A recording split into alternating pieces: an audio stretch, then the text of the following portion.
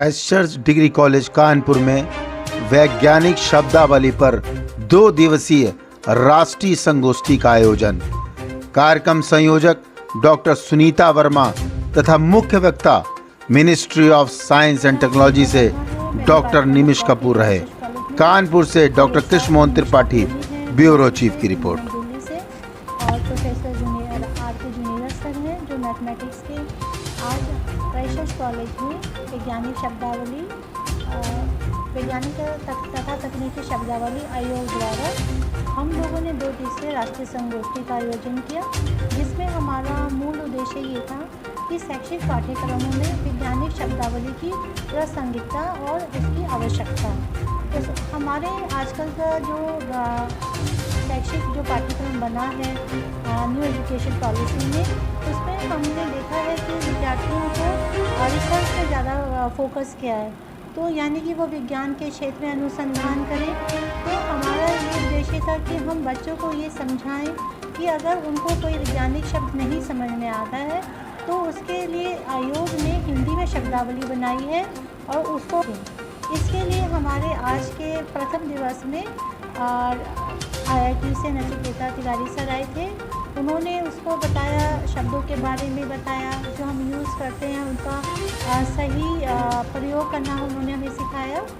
और हमारे साथ DSC से निमिष कपूर जी भी आए हैं और हमारे साथ कानपुर छत्रपति शाहू जी महाराज विश्वविद्यालय से कुलसचिव जी आए थे और क्षेत्रीय शिक्षा अधिकारी आए थे और प्रोफेसर विवेक द्विवेदी आए थे, प्राचार्य BMB कॉलेज के। उन्होंने कहा कि हमें जो शब्दावली बनानी चाहिए वो सरल भाषा में बनानी चाहिए। विज्ञान लेखन में, फीचर राइटिंग में, हमारे पत्रकारिता में विज्ञान शब्दावली का इस्तेमाल हो। आज एक बहुत अच्छी बात यह है कि देश में मेडिकल साइंस और इंजीनियरिंग की पढ़ाई हिंदी में आरंभ हो चुकी है, जो बहुत पहले हो जाना चाहिए था।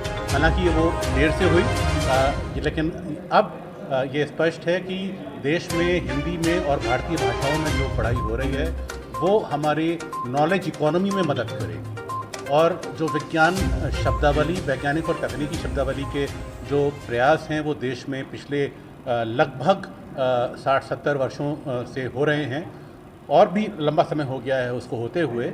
अभी तक वो प्रयास अलग थलग पड़े हुए थे क्योंकि हमारे पाठ्यक्रम, हमारा जो एकेडमिक जगत है वो अंग्रेज़ी में शिक्षा देता था, लेकिन अब हिंदी में और भारतीय भाषाओं में जो हमारी उच्च शिक्षा, हायर स्टडीज़, हायर एजुकेशन शुरू हो गई है, उसमें अब एक बहुत बड़ा रोल, बहुत बड़ी भूमिका ये हिंदी शब्दावली निभाएगी। भारत सरकार के शिक्षा मंत्रालय के अंतर्गत 1961 में वैज्ञानिक तथा तकनीकी शब्दावली आयोग की स्थापना की गई, जिसने 1961 से लेकर आज तक लाखों वैज्ञानिक तकनीकी शब्दों का निर्माण किया है, शब्दावली का निर्माण किया है। और उसमें आपको बता दें कि जो लोगों में भ्रम है वो भ्रम यह है कि वैज्ञानिक शब्दावली हमेशा जटिल होती है, दुरूह होती है, कष्ट साध्य होती है। ऐसा बिल्कुल नहीं है।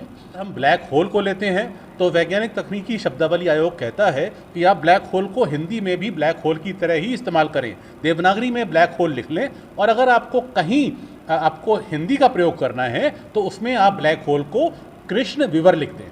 तो ऐसा अब जूलॉजी को हम कहीं जंतु विज्ञान कहते हैं, कहीं जंतु शास्त्र कहते हैं, कहीं प्राणी विज्ञान कहते हैं, कहीं प्राणी शास्त्र कहते हैं, लेकिन अब वैज्ञानिक तकनीकी शब्दावली ने कहा कि इसको प्राणी विज्ञान कहा जाए। जो सुप्रीम कोर्ट ने, उच्चतम न्यायालय ने भी ये आदेश जारी किया है कि देश में विश्वविद्यालयों में, कॉलेजेस में, हमारे अकादमिक जगत में, विज्ञान जगत में, वैज्ञानिक संस्थाओं में और सरकारी संस्थाओं में जो भी शब्दावली का इस्तेमाल हो, लिखने, पढ़ने में, बोलने में, वो सब जो मानक शब्दावली बनाई गई है, जिसको वैज्ञानिक और तकनीकी शब्दावली आयोग ने बनाया है, उसी का प्रयोग किया जाए।